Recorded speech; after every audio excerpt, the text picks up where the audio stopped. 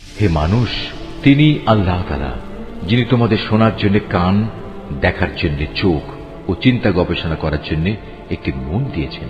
কিন্তু তারা এসব দানের শুকর খুব অল্পই আদায় করে। তিনি তোমাদের সৃষ্টি করে জমিনে তোমাদের বংশ বিস্তার করে চারিদিকে ছড়িয়ে রেখেছেন। একদিন তোমাদের সবাইকে আবার তার কাছেই একত্রিত করা হবে। তিনি তোমাদের জীবন দান করেন, তিনি তোমাদের মৃত্যু ঘটান। রাত দিনের আবর্তনও তাঁর ইচ্ছায় সংঘটিত হয়। এত সব কিছু দেখেও তোমরা কি সত্য অনুধাবন করবে না? নবীদের সামনে এরাও কিন্তু সে ধরনের অর্থহীন কথাই বলে, যেমনি করে তাদের আগের লোকেরা বলেছে। তারা বলেছিল, আমরা যখন মরে যাব, আমরা যখন মাটি ও হাড্ডিতে পরিণত হয়ে যাব, তখন কি আমরা পুনরুত্থিত হব? তারা বলে, আসলে এভাবেই আমাদের ও আমাদের পূর্ববর্তী লোকদের পুনরুত্থানের ওয়াদা দিয়ে আসা হচ্ছে, মৃত্যুর পর আবার জীবন লাভের। এ কথাগুলো অতীতের দিনের উপকথা ব্যতীত আর কিছুই নয়। হে নবী, এদের জিজ্ঞেস করো, যদি তোমরা জানো তাহলে বলো, এ জমিনে এবং এখানে যা কিছু সৃষ্টি আছে তা কার মালিকানাধীন? ওরা বলবে, হ্যাঁ, সবকিছুই আল্লাহর। তুমি বলো, এর পরেও তোমরা কি চিন্তা ভাবনা করবে না? তুমি এদের আরো জিজ্ঞেস করো, এ সাত আসমান ও মহান আরশের অধিপতি কে? ওরা জবাব দেবে, এ সবকিছুই আল্লাহর। তুমি বলো, তারপরও তোমরা কি আল্লাহকে ভয় করবে না? তুমি আবারও জিজ্ঞেস করো, যদি তোমরা সত্যি সত্যি জানো তাহলে বলো, কার হাতে রয়েছে আসমান জমিন সবকিছুর একক কর্তৃত্ব? হ্যাঁ, তিনি যাকে ইচ্ছা তাকেই পানাহ দেন, কিন্তু তার বিরুদ্ধে কেউ কাউকে পানাহ দিতে পারে না।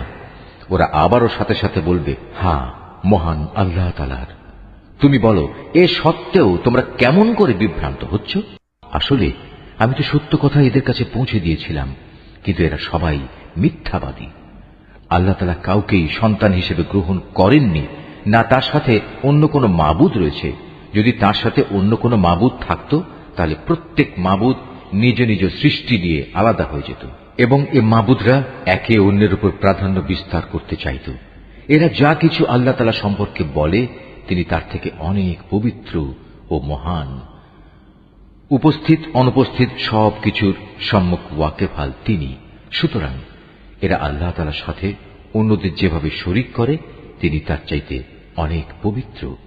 হে নবী, তুমি বলো, হে আমার মালিক, যে আযাবের ওয়াদা এ কাফেরদের সাথে করা হচ্ছে, তা যদি তুমি আমাকে দেখাতেই চাও, তাহলে হে আমার মালিক, তুমি আমাকে জালেম সম্প্রদায়ের মধ্যে শামিল করে এ আযাব প্রত্যক্ষ করায়ও না। হে নবী, আমি তাদের কাছে যে আযাবের ওয়াদা করেছি তা অবশ্যই তোমাকে দেখাতে সক্ষম। হে নবী, তারা তোমার সাথে কোনো খারাপ ব্যবহার করলে তুমি এমন পন্থায় তা দূর করার চেষ্টা করো যা হবে নিতান্ত উত্তম পন্থা। আমি তো ভালো করেই জানি ওরা তোমার ব্যাপারে কি বলে। সে ব্যাপারে উদ্বিগ্ন না হয়ে তুমি বরং বলো, হে আমার মালিক, শয়তানদের যাবতীয় ওয়াসওয়াসা থেকে আমি তোমার পানাহ চাই। আরো বলো, হে আমার মালিক, আমি এ থেকেও তোমার পানাহ চাই যে শয়তান আমার ধারে কাছেও ঘেঁষবে না। এমনকি এ অবস্থায় যখন এদের কারো মৃত্যু এসে হাজির হবে, তখন সে বলবে, হে আমার মালিক, তুমি আমাকে আরেকবার পৃথিবীতে ফেরত পাঠাও, যাতে করে সেখানে গিয়ে এমন কিছু নেক কাজ আমি করে আসতে পারি যা আমি আগে ছেড়ে এসেছি। তখন বলা হবে, না, তার কখনো হবার নয়। মূলত সেটা হচ্ছে এক অসম্ভব কথা, যা সে শুধু বলার জন্যই বলবে। এই মৃত ব্যক্তিদের সামনে একটি যবনিকা তাদের আড়াল করে রাখবে সেদিন পর্যন্ত, যেদিন তারা কবর থেকে পুনরুত্থিত হবে। অতঃপর যেদিন সিঙায় ফু দেয়া হবে, সেদিন মানুষ এমনই দিশেহারা হয়ে পড়বে যে তাদের মধ্যে আত্মীয়তার বন্ধন বলতে কিছুই অবশিষ্ট থাকবে না, না তারা একজন আরেকজনকে কিছু একটা জিজ্ঞেস করতে যাবে। অতএব সেদিন যাদের নেকির পাল্লা ভারী হবে, তারাই হবে সেসব মানুষ যারা মুক্তিপ্রাপ্ত, আর যাদের নেকির পাল্লা হালকা হবে, তারা হবে সেসব ব্যর্থ মানুষ যারা নিজেদের জীবন মিথ্যার পিছনে বিনষ্ট করে দিয়েছে। তারা জাহান্নামে থাকবে চিরকাল। জাহান্নামের আগুন তাদের মুখমণ্ডল জ্বালিয়ে দেবে, তাতে তাদের চেহারা জ্বলে বিভৎস হয়ে যাবে। তাদের যখন জিজ্ঞেস করা হবে, এমন অবস্থা কি হয়নি যে আমার আয়াতসমূহ তোমাদের সামনে পড়ে শোনানো হয়েছিল এবং তোমরা তা অস্বীকার করেছিলে? তারা বলবে, হে আমাদের মালিক, আমাদের দুর্ভাগ্য চারিদিক থেকে আমাদের ঘিরে ধরেছিল এবং নিশ্চয়ই আমরা ছিলাম গোমরাহ সম্প্রদায়। হে আমাদের মালিক, তুমি আজ আমাদের এই আগুন থেকে বের করে নাও, আমরা যদি দ্বিতীয়বারও দুনিয়ায় ফিরে গিয়ে সীমা লঙ্ঘন করি তাহলে অবশ্যই আমরা জালেম হিসেবে পরিগণিত হব। আল্লাহ তাআলা বলবেন, তোমরা অপমানিত হয়ে সেখানে পড়ে থাকো, আজ কোনো কথাই আমাকে বলো না।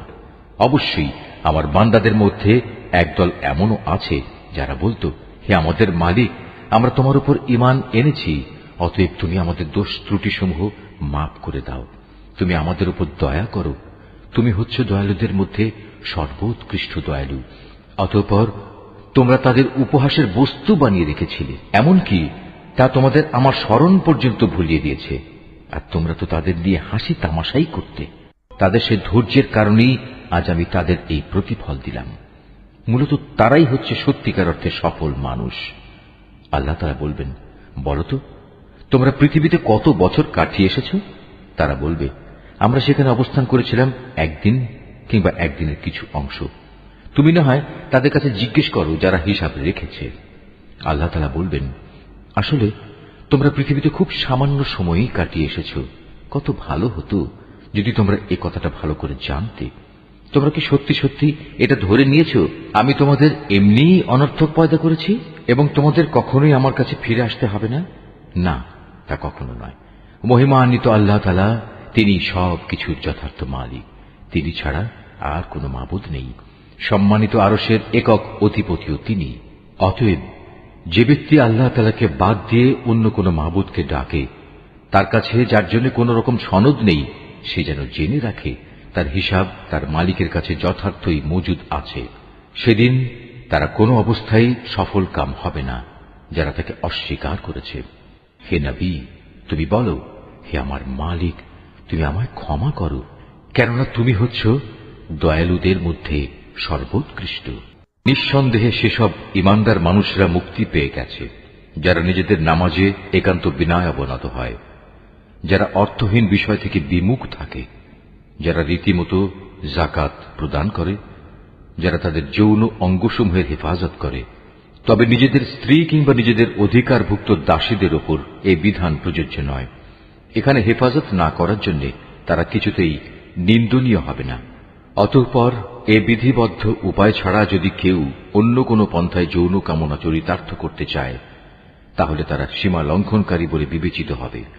যারা তাদের কাছে রক্ষিত আমানত ও অন্যদের দেয়া প্রতিশ্রুতিসমূহের হেফাজত করে, যারা নিজেদের নামাজ সমূহের ব্যাপারে সমাধিক যত্নবান হয়, এই লোকগুলি হচ্ছে মূলত জমিনে আমার যথার্থ উত্তরাধিকারী।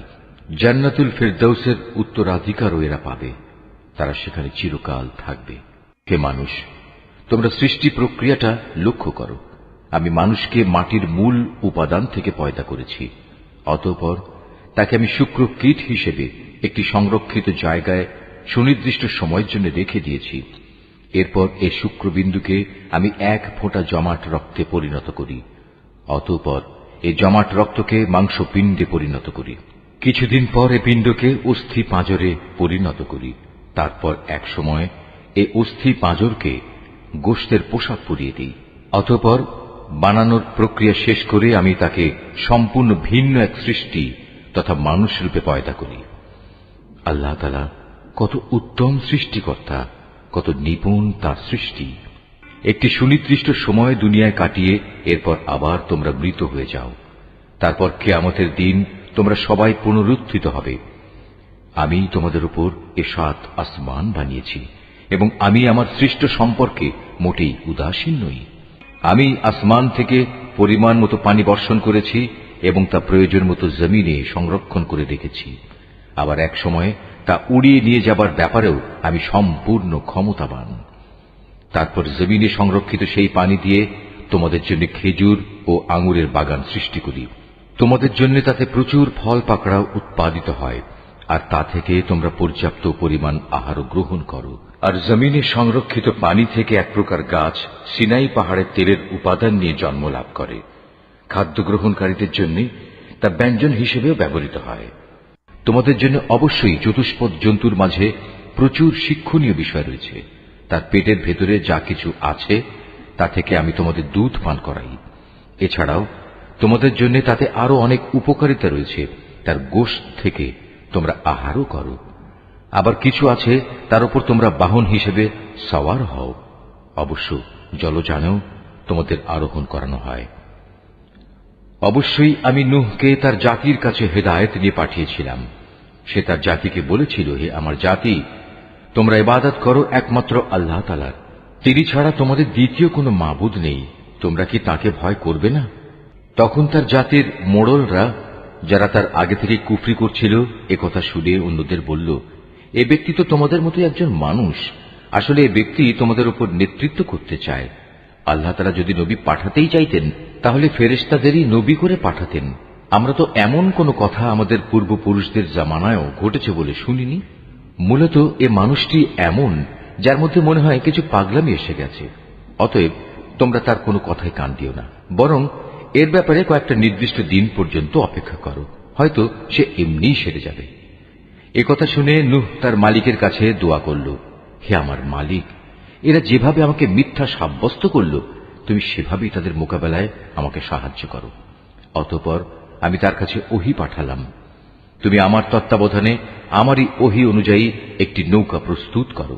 তারপর যখন আমার আযাবের আদেশ আসবে এবং জমিনের চুল্লি প্লাবিত হয়ে যাবে, তখন সব কিছু থেকে এক এক জোড়া নৌকায় উঠিয়ে নাও। তোমার পরিবার পরিজনদের উঠিয়ে নেবে, তবে তাদের মধ্যে যার ব্যাপারে আল্লাহ তাআলা সিদ্ধান্ত এসে গেছে সে ছাড়া। দেখো, যারা জুলুম করেছে তাদের ব্যাপারে আমার কাছে কোনো আরজি পেশ করো না, কেননা মহাপ্লাবনে আজ তারা নিমজ্জিত হবেই। তারপর যখন তুমি এবং তোমার সাথীরা নৌকায় আরোহণ করবে, তখন শুধু বলবে, সমস্ত প্রশংসা আল্লাহ তাআলার জন্য, যিনি আমাদের একটি অত্যাচারী জাতি থেকে উদ্ধার করেছেন। তুমি নৌকায় উঠে বলো, হে আমার মালিক, তুমি আমাকে জমিনের কোথাও বরকতের সাথে নামিয়ে দাও। একমাত্র তুমিই পারো আমাকে শান্তির সাথে কোথাও নামিয়ে দিতে। নিঃসন্দেহে এ কাহিনীর মধ্যে আমার কুদরতের নিদর্শন রয়েছে। তাছাড়া মানুষদের পরীক্ষা তো আমি সব সময়ই নিয়ে থাকি। এদের পরে আমি আর এক জাতিকে পয়দা করেছিলাম। অতঃপর তাদেরই একজনকে তাদের কাছে নবী করে পাঠিয়েছি, যার দাওয়াত ছিল, হে আমার জাতি, তোমরা এক আল্লাহ তাআলারই ইবাদত করো, তিনি ছাড়া তোমাদের আর কোনো মাবুদ নেই। তোমরা নূহের জাতির ভয়াবহ আযাব দেখেও কি সাবধান হবে না? নবীর কথা শুনে তার জাতির নেতৃস্থানীয় লোকজন, যারা আল্লাহকে অস্বীকার করেছে, মিথ্যা সাব্যস্ত করেছে, পরকালে আল্লাহ তাআলার সাথে সাক্ষাতের বিষয়টিকে, সর্বোপরি যাদের আমি দুনিয়ার জীবনে প্রচুর ভোগ সামগ্রী দিয়ে রেখেছিলাম, তারা অন্য লোকদের বলল, এ ব্যক্তিটি তোমাদের মতো মানুষ ছাড়া অন্য কিছু নয়। তোমরা যা খাও সেও তা খায়, তোমরা যা কিছু পান করো সেও তা পান করে। এমত অবস্থায় তোমরা যদি তোমাদেরই মতো একজন মানুষকে নবী মনে করে তার কথা মেনে চলো, তাহলে তোমরা অবশ্যই ক্ষতিগ্রস্ত হবে। ব্যক্তিটি কি তোমাদের সাথে এই ওয়াদা করেছে যে তোমরা যখন মরে যাবে, যখন তোমরা মাটি ও হাড্ডিতে পরিণত হয়ে যাবে, তখন তোমাদের সবাইকে কবর থেকে আবার উঠিয়ে আনা হবে? আসলে এই যে বিষয়টি যা দিয়ে তোমাদের সাথে এ ওয়াদা করা হচ্ছে, এটা মানুষের বৈষয়িক বুদ্ধি থেকে অনেক দূরে এবং ধরা ছোঁয়ারও অনেক বাইরে। তারা বলল, কিসের আবার পুনরুত্থান? দুনিয়ার জীবনই তো হচ্ছে আমাদের একমাত্র জীবন। আমরা এখানে মরব, এখানেই বাঁচব, আমাদের কখনোই আবার পুনরুত্থিত করা হবে না। নবুয়তের দাবিদার এ ব্যক্তিটি হচ্ছে এমন এক মানুষ যে এসব কথা দ্বারা আল্লাহর উপর মিথ্যা অপবাদ দিচ্ছে। আমরা তার উপর ঈমান আনব না। এদের মিথ্যাচার দেখে সে নবী আল্লাহ তাআলার কাছে দোয়া চাইল এবং বলল, হে আমার মালিক, তুমি এদের মিথ্যার মোকাবেলায় আমাকে সাহায্য করো। আল্লাহ তাআলা বললেন, হ্যাঁ, তুমি ভেবো না, অচিরেই এরা নিজেদের কর্মকাণ্ডের জন্য অনুতপ্ত হবে। অতঃপর সত্যি সত্যি একদিন আমার এক মহাতাণ্ডব এসে তাদের উপর মরণ আঘাত আনল এবং আমি মুহূর্তের মধ্যে তাদের সবাইকে তরঙ্গ তাড়িত আবর্জনার স্তূপ সদৃশ্য বস্তুতে পরিণত করে দিলাম। অতঃপর সবাই বলে উঠল, আল্লাহর গজব নাজিল হোক জালিম সম্প্রদায়ের উপর। আমি তাদের ধ্বংসের পর আরো অনেক জাতিকেই সৃষ্টি করেছি। কোন জাতি তার দুনিয়ার বাঁচার নির্দিষ্ট কাল যেমন ত্বরান্বিত করতে পারেনি, তেমনি সময় এসে গেলে তা কেউ বিলম্বিত করতে পারেনি। অতঃপর দুনিয়ার জাতিসমূহের কাছে আমি একের পর এক রসুল পাঠিয়েছি। যখনই কোন জাতির কাছে তার প্রতি পাঠানো আমার রসুল এসেছে, তখনই তাকে তারা মিথ্যাবাদী বলেছে। অতঃপর আমিও ধ্বংস করার জন্য তাদের এক একজনকে এক একজনের পেছনে ক্রমিক নম্বর লাগিয়ে দিয়েছি। এভাবেই আমি তাদের একদিন ইতিহাসের কাহিনীর বিষয়েও পরিণত করেছি। বিধ্বংস হোক সে জাতি যারা আল্লাহ তাআলার উপর ঈমান আনেনি। তারপর আমি এক সময় আমার আয়াতসমূহ ও সুস্পষ্ট দলিল প্রমাণ দিয়ে মূসা এবং তার ভাই হারুনকে পাঠিয়েছি। তাদের আমি পাঠিয়েছি ফেরাউন ও তার পারিষদদের কাছে, কিন্তু তারা তাদের মেনে নেয়ার বদলে অহংকার করল। তারা ছিল স্পষ্টত একটি নাফরমান জাতি। তারা বলতে লাগল, আমরা কি এমন দুজন মানুষের উপর ঈমান আনব যারা আমাদের মতোই মানুষ, অপরদিকে তাদের জাতীয় হচ্ছে আমাদের সেবাদাস? তারা তাদের উভয়কে মিথ্যাবাদী বলল। ফল এই দাঁড়ালো, তারা ধ্বংসপ্রাপ্ত মানুষদের দলভুক্ত হয়ে গেল। আমি মূসাকে আমার কিতাব দান করেছি যেন লোকেরা তা থেকে হেদায়েত লাভ করতে পারে। এভাবেই আমি মারিয়াম পুত্র ঈসা ও তার মাকে আমার কুদরতের নিদর্শন বানিয়েছি এবং তাদের এক নিরাপদ ও প্রশ্রবণ বিশিষ্ট উচ্চ ভূমিতে আমি আশ্রয় দিয়েছি। হে আমার রাসূলরা, তোমরা পাক পবিত্র জিনিসসমূহ খাও, হামেশা নেক আমল করো, কেননা তোমরা যা কিছু করো সে সম্পর্কে আমি সবিশেষ অবহিত আছি। এই যে তোমাদের জাতি, তা কিন্তু দিনের বন্ধনে একই জাতি, আর আমি হচ্ছি তোমাদের একমাত্র মালিক। অতএব তোমরা আমাকেই ভয় করো। কিন্তু লোকেরা নিজেদের মাঝে এ মৌলিক বিষয়টাকে বহুধা বিভক্ত করে দিয়েছে, আর প্রত্যেক দলের কাছে যা কিছু আছে তা নিয়েই তারা পরিতুষ্ট। অতএব হে নবী, তুমি তাদের একটা সুনির্দিষ্ট সময়ের জন্য নিজ নিজ বিভ্রান্তিতে পড়ে থাকার জন্য ছেড়ে দাও। তারা কি এটা ধরে নিয়েছে আমি তাদের যে ধন সম্পদ ও সন্তান সন্ততি দিয়ে সাহায্য করছি এবং তার অর্থ এই যে আমি সব সময় তাদের জন্য সকল প্রকার কল্যাণ ত্বরান্বিত করে যাব? না, আসলে তা নয়। কিন্তু এরা তো সে সম্পর্কে কিছুই বোঝে না।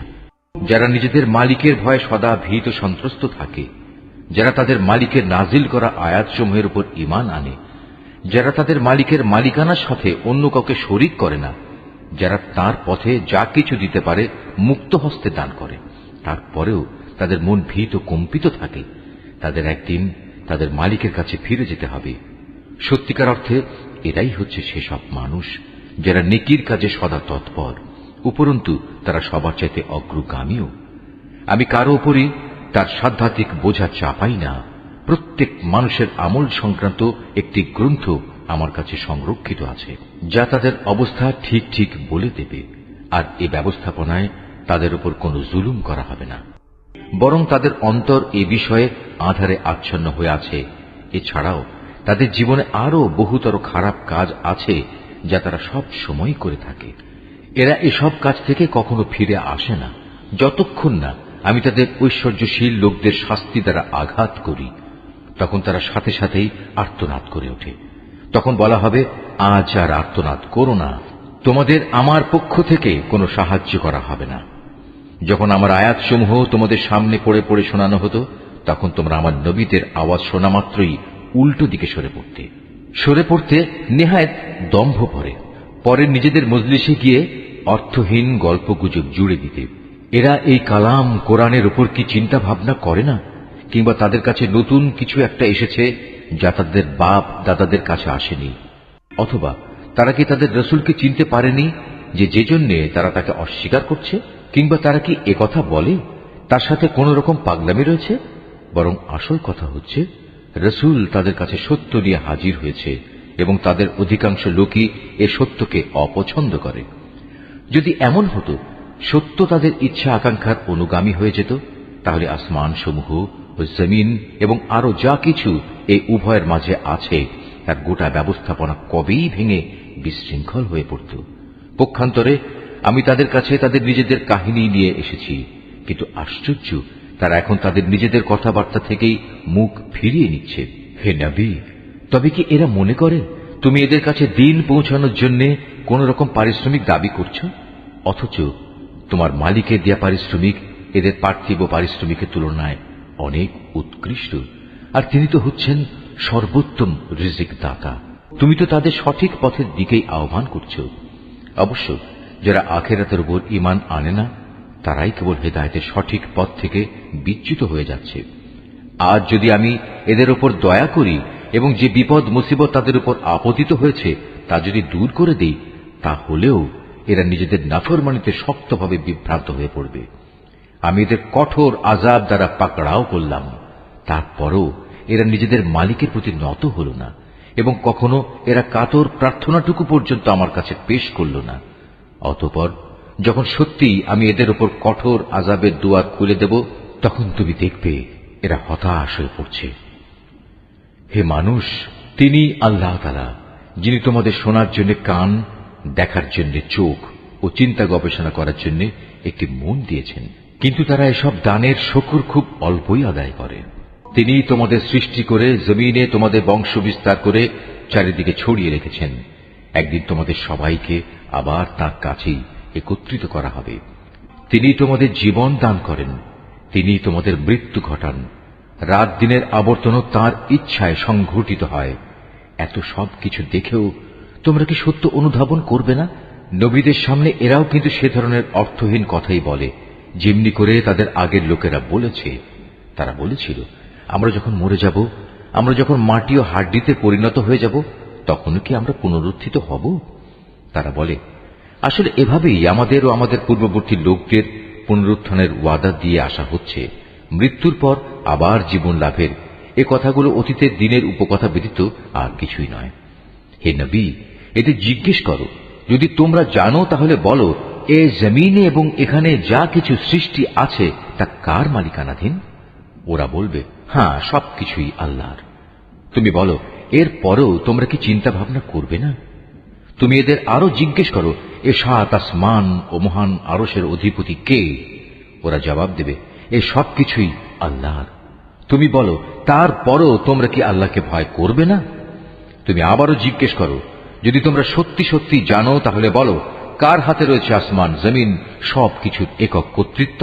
হ্যাঁ, তিনি যাকে ইচ্ছা তাকেই পানাহ দেন, কিন্তু তার বিরুদ্ধে কেউ কাউকে পানাহ দিতে পারে না। ওরা আবারও সাথে সাথে বলবে, হ্যাঁ, মহান আল্লাহ তাআলার। তুমি বলো, এ সত্ত্বেও তোমরা কেমন করে বিভ্রান্ত হচ্ছ? আসলে আমি তো সত্য কথা এদের কাছে পৌঁছে দিয়েছিলাম, কিন্তু এরা সবাই মিথ্যাবাদী। আল্লাহ তাআলা কাউকেই সন্তান হিসেবে গ্রহণ করেননি, না তার সাথে অন্য কোনো মাবুদ রয়েছে। যদি তার সাথে অন্য কোনো মাবুদ থাকত, তাহলে প্রত্যেক মাবুদ নিজ নিজ সৃষ্টি নিয়ে আলাদা হয়ে যেত, এবং এ মাবুদরা একে অন্যের উপর প্রাধান্য বিস্তার করতে চাইত। এরা যা কিছু আল্লাহ তাআলা সম্পর্কে বলে, তিনি তার থেকে অনেক পবিত্র ও মহান। উপস্থিত অনুপস্থিত সব কিছুর সম্মুখ ওয়াকেফাল তিনি। সুতরাং এরা আল্লাহ তাআলার সাথে অন্যদের যেভাবে শরীক করে, তিনি তার চাইতে অনেক পবিত্র।